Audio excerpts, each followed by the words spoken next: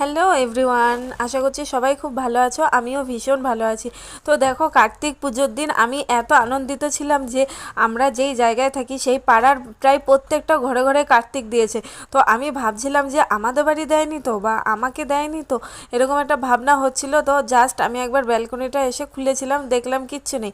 তারপরে নিচ থেকে একজনা দেখে বলল যে তোদেরও তো কার্তিক ফেলেছে, দেখ গিয়ে ভালো করে।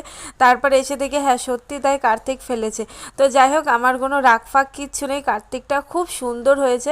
আমি উলুলু দিয়ে কার্তিকটাকে কোলে তুলে নিলাম, আর পুজোও করেছি, আমি নিজের হাতে পুজো করেছি।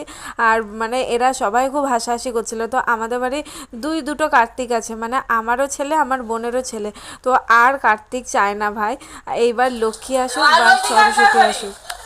তো তারপর দেখো, পুজোর জন্য আমি সব মোটামুটি গোছাবো আর রান্না বান্না করে টেবে নিয়ে কার্তিককে পুজো দেবো। তো দেখতে থাকো তোমরা। তো তারপরে দেখো, আমি রান্নাবান্না সব করে নিলাম। এখানে ফ্রাইড রাইস, আলুর দম আর চিলি পনির করেছিলাম।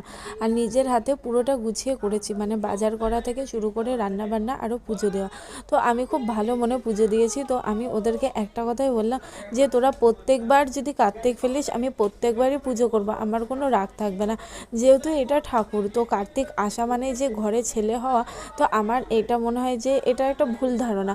তো কার্তিক আসলেও আমি যদি বেবি না আনি, তো আমার তো কার্তিক আসা না আসার কোনো ব্যাপার হতে পারে না। আর কার্তিকটা হচ্ছে একজন ঠাকুর বা দেবতা, তাকে আমি মন ভরে পুজো দিলাম।